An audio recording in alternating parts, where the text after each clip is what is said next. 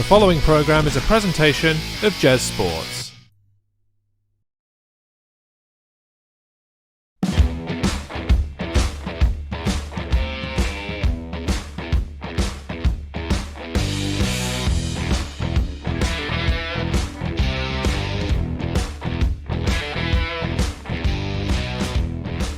Hello, ladies and gentlemen, and good evening.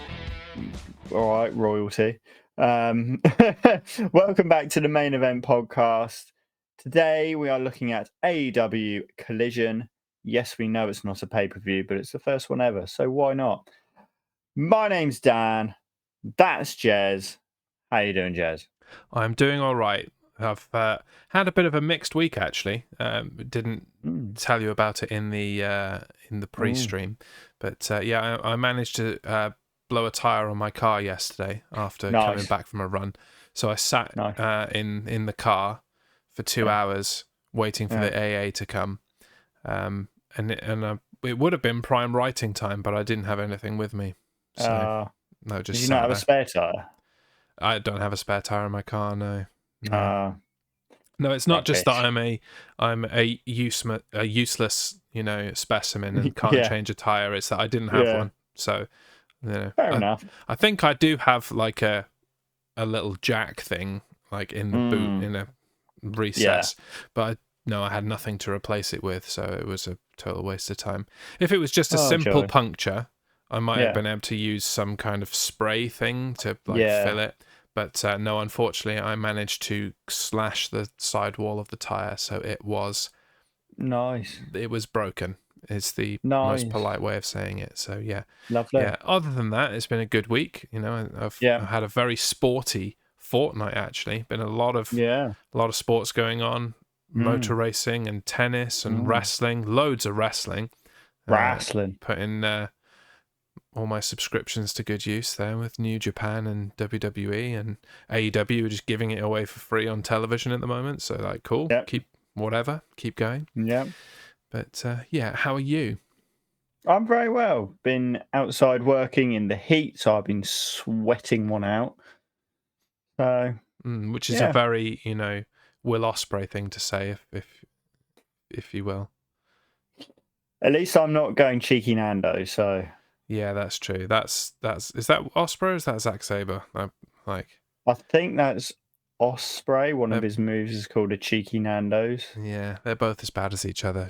In terms of talking, and they're both as good as each other in terms of as wrestling. As far as I'm concerned, I think they're pretty much on par. But yes, as you mentioned, AEW Collision, not a main event, not a premium live event or pay-per-view, but a premiere is nothing to be scoffed at, and they went all out, if you will, pun intended, to create a wonderful opening show. We'll get into it shortly. First things first, you have a lovely belt on your shoulder, and as it was an event that we're covering here on the show, we did predict it, and they actually stuck to the matches. Really, there wasn't any matches that we didn't predict. No. So we've managed to do all right here. Good job, AEW. Good evening, Harmstone. Evening, losers, he says. Yeah. What up, my dude? I'll take that after he beat us last week. Couldn't be bothered to turn up and, bask in his glory. But, here he is now, a week late, as usual. Yeah. He's asking, keeping my belt warm? No, because even though you got 8 right last time, you're quite a way behind us both. That is true. And that segues us quite nicely into the current score as we get into AEW Collision. I am on 47. You are on 49. After the dire effort that I put in for Impact Wrestling last week. What did I get? Baby. 3? I got 3 or you got 3. I don't even feel good about those ones, to be honest. So, 3. yeah, there you go. 3. But not to worry, it's a new day. Yes, it is. I'm getting loads of references in today. Check me out. Let's see how many you can get throughout the whole show. Okay, cool. I'll just throw in random. That's your challenge. Okay. Do I get extra points for it? No. Even if I get to like 50? You get, if you get to 50, you can have a point. Excellent. Here we go. Right. So I'm going to keep tally. I've already done 2. Okay. Okay. 2. Okay. Right. Okay. Okay. Now I'm going to go completely mind blank as we go. Before we get into the main bulk of the show, I just want to discuss the opening, the actual opening, the video, and their choice of opening theme song. Yes. I may need to be corrected here by any music buffs. Elton John's Saturday Night's All Right. Yeah. If it's called that. I don't know if it's actually called that. I'm not sure, but I know the song you're on about. You know, Saturday. Says Saturday a lot. Saturday. Yeah, and they chose it because they cherry picked the line Saturday Night's All Right for fighting, Saturday. Which is like the only like time he says it. The rest of the time it's dancing, and I'm like, some people say that, you know, wrestling is like a dance, you know. So I guess it works. Not the theme that they used for the rest of the show. So for like the incidental stuff and the match promos and all that kind of thing, they had this kind of rocky thing, which I kind of dug as well. But in general, how do you feel about a wrestling show being introduced by Elton John? Why the hell not? It's got loads of people with spangly jumpsuits and tight leotard stuff on, so why not? Why not indeed? Yeah. And it reminded me, and it's something I can remember because it was fairly recent, you know, SmackDown using the that classic rock song. Let's see, I say I remember, I don't. That when they moved to Fox, they've changed it once since then, and now it's the current theme. But, you know, it's the down, gonna have a good time. Oh, that one, Yeah. What's that called? Yeah. My brain's died. I have no idea. Yeah, it's iconic, and in the same kind of way as this song is. Like, people just know the song. Yeah. So it was reminiscent of that for me. Not terribly reminiscent because I forgot the name of the song, but you know what I mean. Yeah. Okay. Stamp of approval. I'm glad that we both agree. Decent song for the opening of Collision. I hope they keep it, and it wasn't just for 1 week. Onwards to the kind of cold open. CM Punk came to the ring and cut a promo. Yes, he did. We should probably come out and say it. This podcast is pro CM Punk. Yes. Because it does seem that there are battle lines drawn if you are an AEW fan. It's are you Team Punk or Team Bucks? Or the Elite. Yeah, or the Elite in general, I suppose. Yeah. But it seems that CM Punk has the biggest problem with the Young Bucks more so than Kenny Omega, which is ironic, being that Kenny Omega broke his dog's leg or something. Stood on it. I don't know. Why was there a dog in a locker room in the first place? But because why not? Because Kenny Omega will stand on it and break its leg. That's why. That's true. Yeah. What did you think of Punk's comments, promo, all of it? I liked it. Me too. It was great. You know, he was it felt like it was coming from somewhere deep down. Like it's been pent up, you know, and he just needed to say it, and he came out and say it. And I was like, yeah. Yeah, I mean, that's kind of what I've got here in my notes. I've put Punk leaning into the controversy. Yeah. You know, the whole idea that he was punished in some way for what happened. I don't think he was. I think that's nonsense. No. And it was just an injury thing. Yeah. You know, they understated the injury at the time. But yeah, tearing was it either his bicep or his tricep completely away, the tendon. Off the bone. Yeah, that's nothing to be trifled with. Yeah. Ain't nothing to mess with, in the words of Victoria's old entrance theme. That's 3. Yeah. I'm keeping this tally. I'm going to get to 50. I've got a long way to go. But yeah, I liked some of the references that he dropped. Yeah. Like, he threw in David Zaslav. Do you know who David Zaslav is? No. No, neither did I. I had to Google him. David Zaslav is the managing director of Warner Brothers Discovery, who are the parent company of TBS and TNT, where all of AEW's programming aired. Fair enough. Just name dropping him as in you may be, an EVP of this company, but I've been talking to the boss. The big cheese. Boss, the actual big cheese, the guy that'll get this show cancelled if you don't let me do my CM Punky things. Yeah, yes. The line, he calls me One Bill Phil. Yeah, because I'm the genuine article in a business full of counterfeit bucks. Yeah, like that should have been his mic drop. That line. Yeah, he should have just stopped there. That would have been job done. One. Yeah, done. Yeah, and the other thing that merits discussion is what he brought to the ring in a bag. Yeah. And what that means. He said on Dynamite, and I think it was a deliberate kind of slip.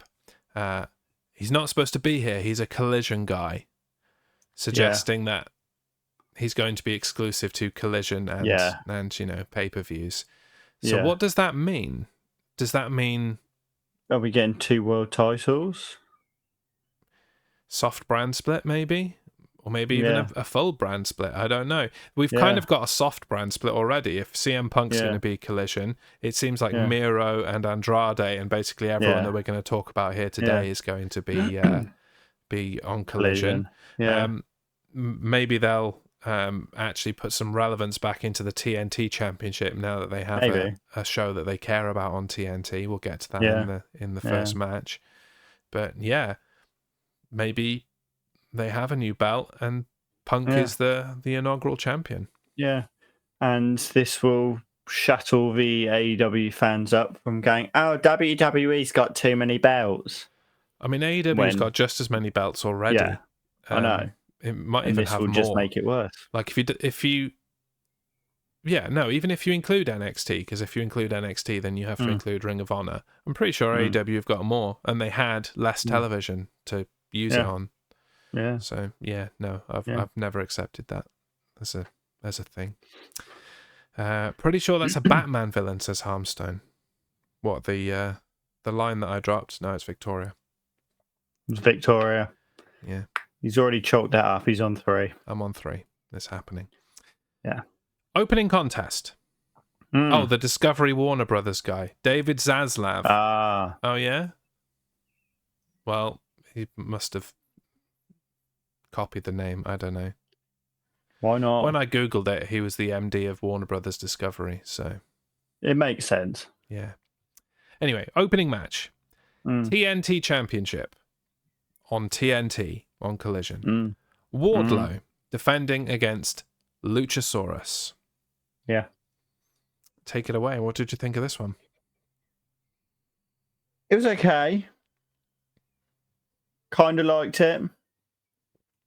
There's a few good bits, like, Christian just being Christian. Yeah. Hiding under the ring.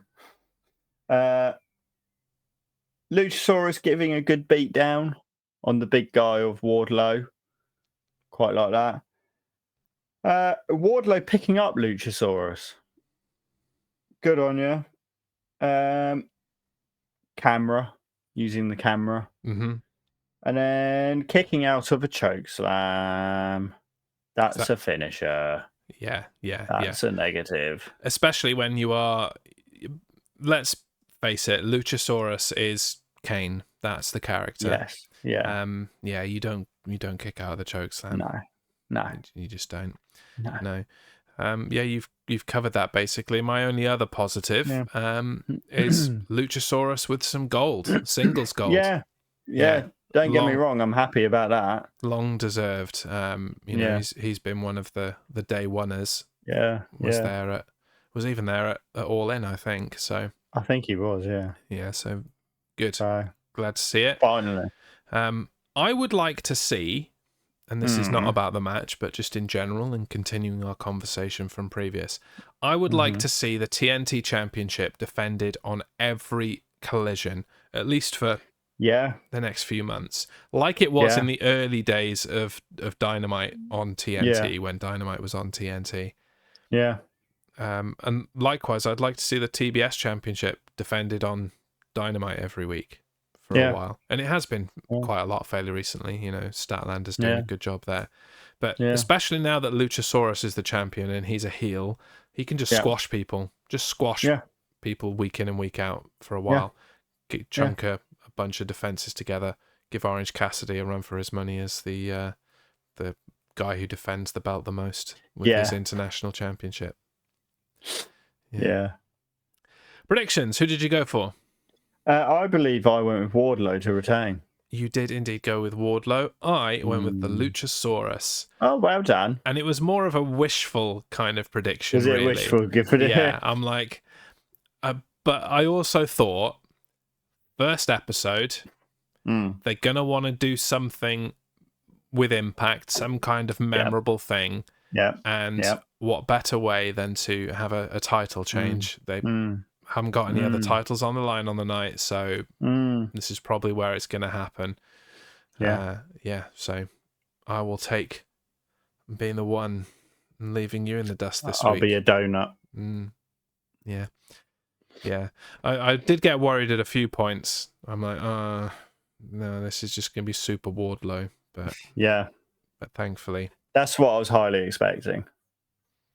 Yeah, I think if it was anyone but Luchasaurus, like, they've been building this for a while, and if he was just beaten by Wardlow, there's nowhere really to go.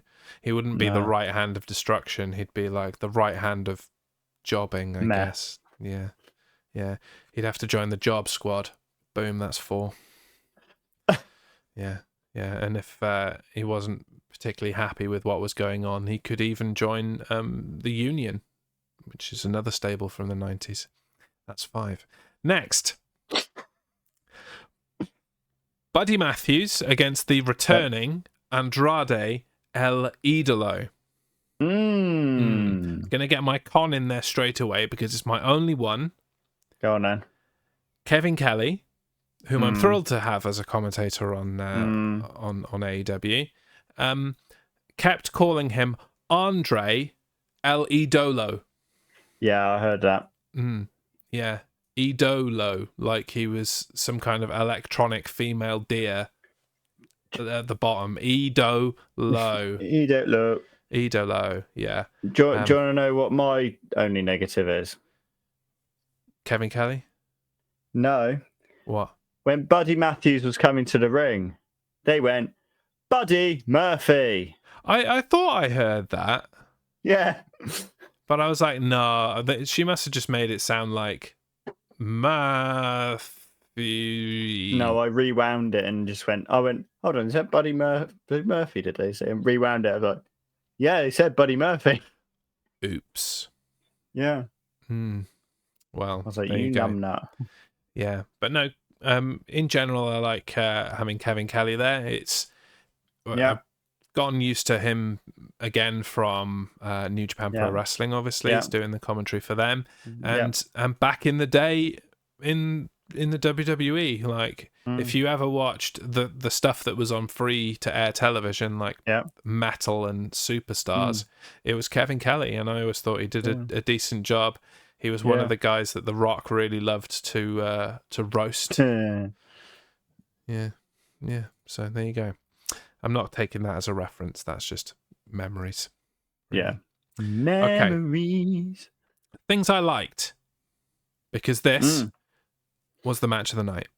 I'm going ahead and saying it. Yes. I like that Andrade has bulked up. Yep. You know, they were trying to present him as a potential heavyweight championship contender before, and it just didn't work because he looked like he was 190 pounds soaking wet and just didn't do the job.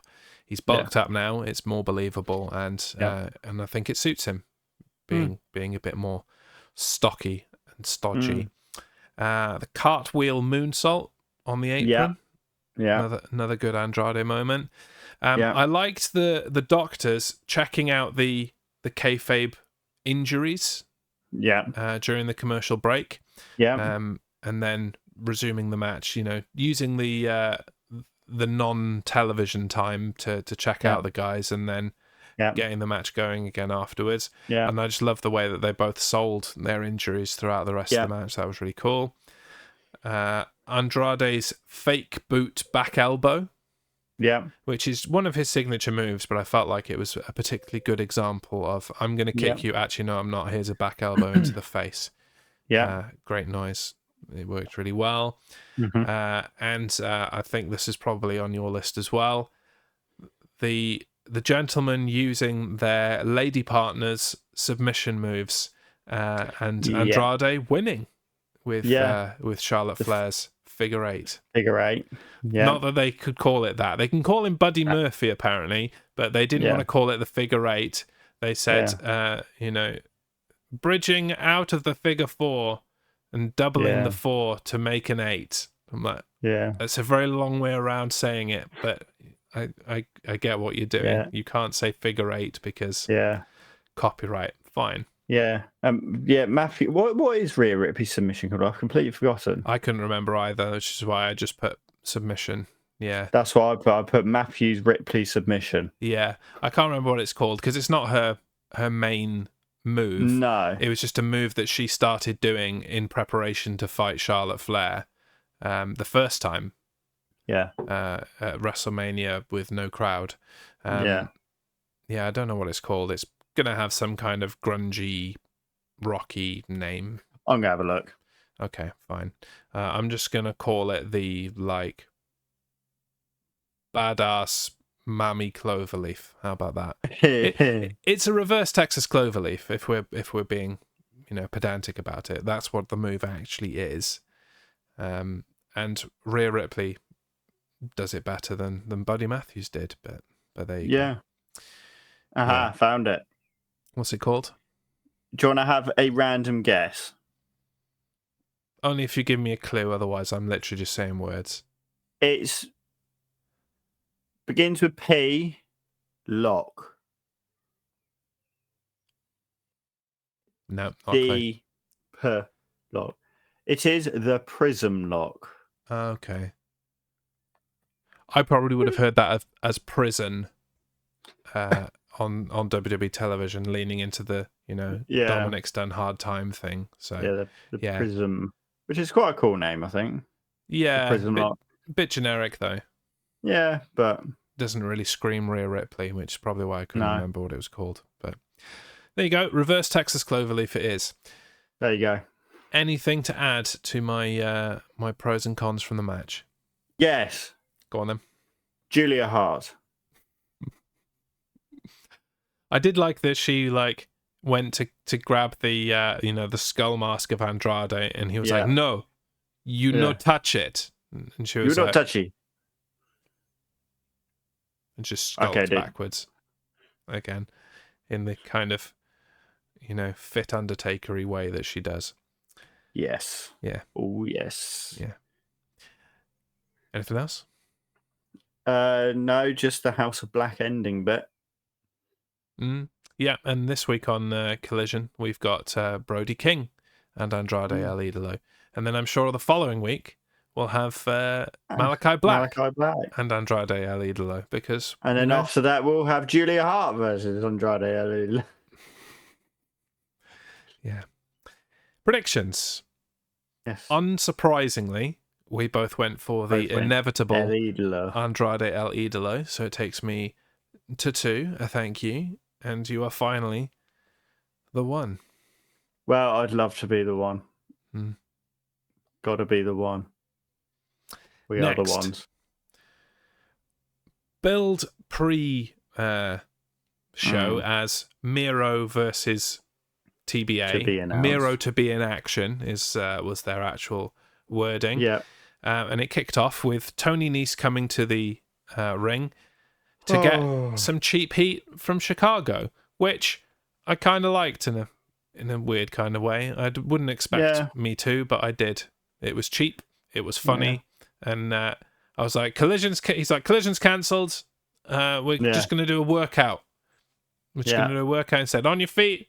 And I loved that they managed to find people in the crowd who were like into it. And there was this one like guy, and he was like, yeah, right, on your feet, like trying to get everybody else on their feet. And I'm like, yes, mate. You knew that this was going to get you on television. There, fair play. Good job, mate. As far as the match is concerned, any real standout things? Not really. No, just it was fine. Yeah, it was a pretty standard squash match. Are we going to say that this was the match that happened of the night? I don't think it's a match that happened. Do we think it's the lowest match that happened? Match of the night? I don't. No, I don't think this is the weakest match. No? No, I don't, unfortunately. No, because I felt like it served its purpose. It was a squash. But Miro was dominant, and he had several really good shows of strength. Like, it was what it was, but it was not a match that happened, as far as I'm concerned. I mean, you can call it a match that happened if you want. I don't, hold the lock on match that happened, but I don't think it was. Certainly not in comparison to another match. Is that the next match? It is the next match. Let's get these predictions in, and then we will move on to it. Unlike most AEW-related episodes of this podcast, I don't think this one is going to be quite as long. No. With 5 matches instead of 35. Thank God. Again, inevitably, we both went for Miro. I mean, we didn't really have a choice. It was Miro or a figment of our imagination. So it was Miro or Miro or Miro. Or Miro. Yeah. And being as it was Rusev Day, that's 6, I'm going to say that it was obvious that we went Miro. Takes me to 3 and takes you to 2. Thank you. They've cut short his entrance now. Yeah. Old Chad Gable. Old Chaddy. Shorty G. Oh, man, don't. I'm taking that as a reference. I'm taking that. That's 7. Just because it made me cringe.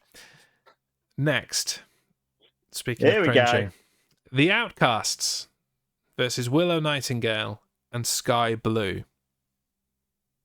Can I just say, first of all, unrelatedly kind of, I have cringed so much this week browsing through Facebook, Twitter, TikTok, any of the social medias. And how much people apparently have never seen an arse before. Yeah. And just all ogling Sky Blue's arse. I'm like, don't get me wrong, it's a fantastic arse, and I appreciate the female arse form as much as the next guy. Yeah. But it's like, come on, how thirsty are you? Get a grip. Yeah. Just get a grip. Stop posting pictures of Sky Blue's arse, you cretins. Just grow the fuck up. Excuse my French. Yeah. It's like, but it needs to be said. We get it. We get it. She's got a nice ass. Could we focus on the actual stuff that she does in the ring? Yeah. Maybe. Could we focus on how she's, a cheap rip-off of that chick from NXT? Maybe, Cheap rip-off. It's basically the same. Like, she looks identical. She looks identical to Cora Jade. Yeah. Just now she's put blue bits in her hair. Oh, and she's got, more junk in the trunk now. Yes. She like most of the women in AEW, have been working on that. Yeah. It seems to be the thing in AEW. It's we will work our asses to oblivion. Yes. Yeah. Yes. Just a fact, an observation. Anyway, this was the match that happened, in my opinion. Yeah, no, I see what you mean. I forgot about this match. Truly a match that happened. Yeah. I just forgot, quite frankly. Yeah, I mean, forgetting was a theme, because I will just come out and say that I predicted the Outcasts to win this one. Did you actually? I did, yes. You went with Willow and Sky Blue, so that takes you to 3. We are now tied again. And do you know why I went with the Outcasts? Why? Because I completely forgot that Sky Blue was from Chicago.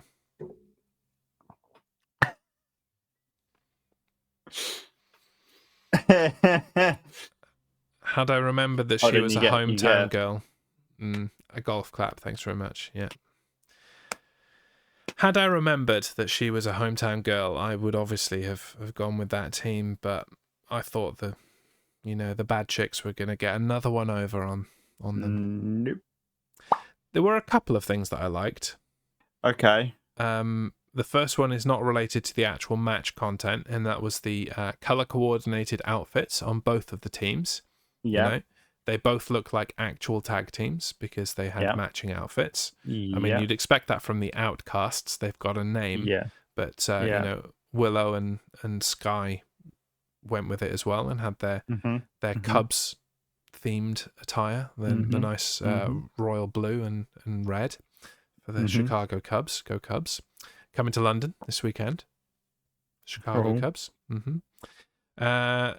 And I liked the spot with Nightingale redirecting the spray into Soho's face and then actually yeeting the can into the crowd. Yeah. Yeah. I bet that's going straight on eBay. I'm surprised it didn't go straight in the person's face next to them. It's like, let's see if this actually hurts. Lawsuit. Probably did, but yeah. Other than that match that happened, I lost a point. Yeah. Womp womp. Womp womp. Next, before the main event, we heard from the Acclaimed. Yeah. I'm not a fan of AEW's billing of when they're running through the show. It's like, we'll hear from X, and it's like 3 people on every show. I'm like, I don't just say that they'll be there or do it as a surprise. I don't like the we'll hear from Adam Cole. We'll hear from Eddie Kingston. Just bring them out. Yeah. I know that they can talk. Yeah. They have mouths. I don't need to know that they're going to talk. Yeah. So just bring them out and talk. Yeah.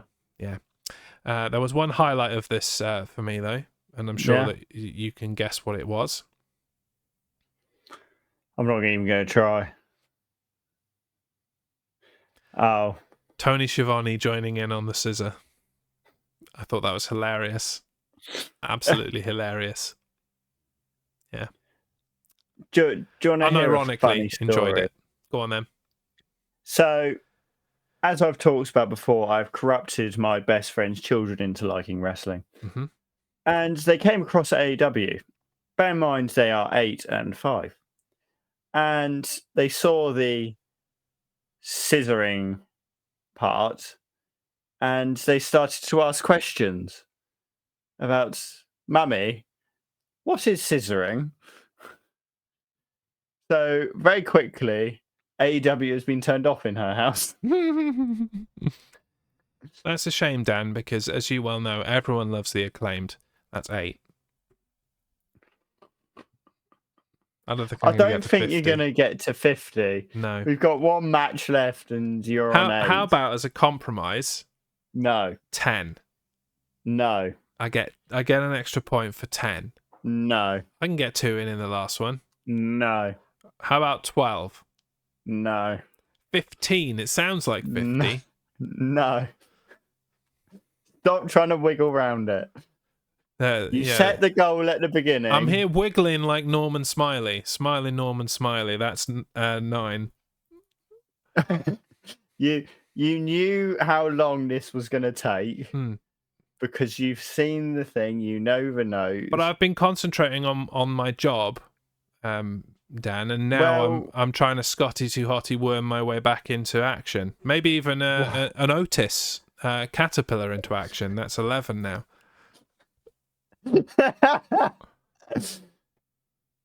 No. If you can get to 50 in the next however long this is going to take. Well, I've got a lot to say about this 6-man tag main event, let me tell you. A lot to say. There's going to be puns left, right, and centre now. Main event time. Yeah. CM Punk and FTR, also known as CMFTR. Yes. Which is an inspired name. Don't know how they came up with it. Versus clever. Switchblade Jay White, Juice Robinson, and Samoa Joe. Over to you. Pros or cons? Your choice. First off, me being the belt guy. New Ring of Honor Television Championship. Oh, was there? Did not notice that. Did you not see that? I didn't pay attention because I wasn't expecting a new belt. So yeah, it looks all right actually. Does it not just look like all the other Ring of Honor belts? No. Oh, it doesn't. It doesn't. That's what surprised me. I was looking at it like that doesn't actually look like all the others, and it looks all right. Okay. It's silver, like the rest. I think they're obviously going for a silver. They are, yeah. Look on all of them. Yeah. And it's got the big Ring of Honor logo in the middle, like all of them. But no, it looks all right. Looks all right. I'm liking it. Fair enough. I'll go back and have a look. Go and have a look at it. That's the thing. We haven't seen Samoa Joe in frickin' ages. Yeah, I know. I can't think the last time I saw Samoa Joe. It was probably that Ring of Honor pay-per-view that we covered, and that was easily 2 months ago. Yeah, that was months ago. So maybe he's a Collision guy too. Maybe he is. Why not? Why not? Indeed. Yeah. I still want him to go on commentary when he retires, because he was fantastic on that. He was amazing on Raw during the pandemic. He was amazing. Anyway, pros, cons, other than the belt. So Jay White and Dax Harwood, just them two mixing it up in the ring. Yeah, you enjoy that? I quite liked it. I thought I want to see a bit more of this. Especially, I think Jay White should be doing more anyway. Yeah. I mean, why not have, this Bullet Club Gold group, all two of them, go for the tag team championships? Yeah. As they do. They don't do that anymore, do they? They do that. Yeah, I mean, they've always done that. Because that was, Finn Balor's, Fergal Devitt, whatever you want to call him, thing. Yeah. Right in the beginning. But they kind of do the, can't do it. They do that, don't they? Yeah, they do that, don't they? Yeah. Whereas they don't do that anymore. They don't. Yeah, I've noticed that even in New Japan. They don't do the the kissing wolves anymore. Sweet. Yeah. They do it backwards. Or at least the new members do. The War Dogs and the other dudes. Finlay. I don't think Finlay does much of any of that. He just crushes people mostly. But no, the two new tag team groups that have joined, Dan Maloney and or Driller Maloney as he's now called, which is kind of neat. I've forgotten the other guy, Gabe something. There's 4 of them that joined recently. 2 of them came from United Empire and defected. I can't remember. Because they were all kind of generic. Clark Connors, he's another one. Yeah. But they fit in really well in the Bullet Club, and I dig it. Cool. More on this coming up through Forbidden Door, I would expect. I expect there'll be a Bullet Club presence at Forbidden Door, and if not, then to be a Bullet Club. We'll certainly discuss it throughout G1 Climax towards the tail end of July. If not, I'm going to have a fight with somebody. While we're on the topic of Bullet Club, yes, my con, or one of my cons, Bullet Club Gold needs more members. Yes, there's only 2 of them. It's not really a club with 2, is it? It's like a bullet hanging around. Could be a club. Yeah, the Give Me My Belt Club. That's what we should call it. Which one would you like? I wonder. Yeah. I don't think it works with just the 2 of them. Yeah. They need to actually get a full Bullet Club presence going. And it needs to be the biggest faction in AEW. Yes. If only there were, 2 guys over in Impact Wrestling that they could probably poach that are already Bullet Club members and haven't really declared their allegiance to either the original Bullet Club or Bullet Club Gold. Yeah. And I think they'd fit quite well in AEW. Maybe do some kind of deal where they're still under contract to Impact, but they can appear on AEW, even if they're just there as entourage and they don't actually have matches. Yeah. Why not? Yeah. Why not? And then there's plenty more people that they can put in that club. Just get on with it. Break up the Blackpool Combat Club because it's rubbish, and put Utah in Bullet Club Gold. I think that's a great plan. Yeah. Yeah. Anyway, I stepped on yours, so carry on. It's all right. Samoa Joe and CM Punk. What was going on there? That's what I liked. After all this time, loved that. Mm-hmm. That was amazing. We need to see them go face to face, or like have a bit of a rivalry series of matches and all that sort of thing. 'Cause I think that would be amazing. The only thing that I could tolerate watching in Ring of Honor back in the day through their terrible production value and just basically it being unwatchable because their filming was terrible was the trilogy of CM Punk and Samoa Joe. I'm like, I will put up with their terrible production to watch this because it is incredible. So if we could have that now, almost 20 years on, Jesus, old. Yeah, that would be neat. That'd be awesome, I think. It all just breaking down into a brawl. Why not? Go for it. And the big rig into the GTS. Yeah. It's almost like they were a genuine team that kind of thought this through a little bit. Two things that I really didn't like and really took away from the match for me.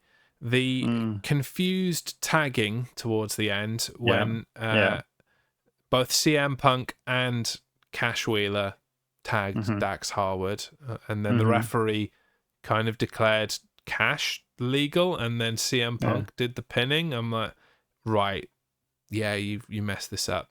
It's weird. That's messed up. And then in the end, when CM Punk was in the submission, what's it called? What's Samoa Joe's Coquina clutch. Coquina clutch, thank you. When he was in the Coquina clutch and was like this close to tapping out, Cash Wheeler came in the ring, walked right past them, and helped Dax Harwood on the other side of the ring rather than breaking up the pin that was going to cost them the match. I'm like, dude, no. I'm like, how You're to tell people one of the best in the world? How to tell people that wrestling's fake without telling people that wrestling's fake? I'm like, it's all right. He'll be fine. He's not supposed to tap out. I'll just go over there. Yeah, it's fine. I'm like, come on, guys. It's fine. Like, it's fine. You're arguably the best tag team in the world right now. Come on. Yeah. Use a little bit. Just a tiny bit of brain. Of your noggin. That'd be great. Just the frontal lobe, or just a little bit. A little bit of the grey matter. Yeah. Whatever you want. And other than that, it was an inevitable result, really. Yeah. Which is why we both predicted that CM Punk and FTR, or CM-FTR, would win. And therefore we each finished the show on 4. Having got 1 wrong each. Yes. Yeah. This always happens. Yeah. We end up on a tie, even though we picked differently a little bit. Yeah. Well, this weekend is Forbidden Door, and I'm not sure that we'll predict the same for that. No. Famous last words. You've said it now. Yeah. Well done. We are also going to do NXT Gold Rush next week. That's over 2 weeks. We predicted Tuesdays. Just gone. Spoiler alert, we both predicted the same for that one. So that doesn't change much then. Prepare for a tie there. But adding our scores of 4 apiece into this, scores on the doors. 51 to me and 53 to you. Yeah, baby. Still that gap of 2. Because that's how tying works. Yeah. And finally, Dan, for this, the premiere episode of AEW Saturday Collision. I ask you to give me a rating out of 5 CMFTRs. Oh. Or Saturdays, if you prefer. Saturdays. I'd rather a Saturday. Okay, out of 5 Saturdays. Okay. That's how many times he says it before saying it's all right. So there you go. See? Perfect. I thought it was a good show, actually. It wasn't amazing. It wasn't fine. I'm going to be generous and give it a 3. Yeah, I think I'm about there with you. A big complaint, especially as far as I'm concerned, of AEW television is often that it lacks a structure and it just kind of goes from thing to thing to thing to thing and without any kind of real cohesion or build. Yeah. I feel like that wasn't the case with this. I felt like it built very well. They knew exactly what they wanted to get out of this show. We knew all of the matches in advance. Yeah. It was just kind of really well put together, and I like all the new graphics and everything they've done. I think it's a show that looks really good. I really like how the graphics look on the stage. It just works. And all the Nitro references, which is kind of cool. Speaking of, how many did you get in? 11, which is basically 50. I think I should get the point. No. It's close. How about no? It's really close. How about no? 9, Just 10, no. 11, Just 50. No. I was only one away when you look at it that way. Just no. I had another reference then, but it wasn't a wrestling one. It was a Kamen Rider reference. And it almost got me a point. Well, it's too late now. For those wondering, it was don't say no, just live more. There you go. That's one Kamen Rider reference. That gets me a point. Come on. Okay, that'll give you a point, but that's still not taking you to 50. No, but it gets me a point on the predictions. No. Okay, fine. I guess I will earn them the old-fashioned way and continue to do so as we move into next week, which will be a double episode, Forbidden Door and NXT Gold Rush. Do make sure that you join us for that. And then after that, the week after, Money in the Bank. Money. All my favourite things coming to London in the next fortnight. Chicago Cubs, WWE. Yeah. Just wait a little bit longer and AEW are coming too. Bish, bash, bosh, real good, no. Thanks, Will Ospreay. On that note, I've been Jez. I've been Dan. This has been the Main Event Podcast. You can never say that again. Good night. Bish, bash, bosh, real good.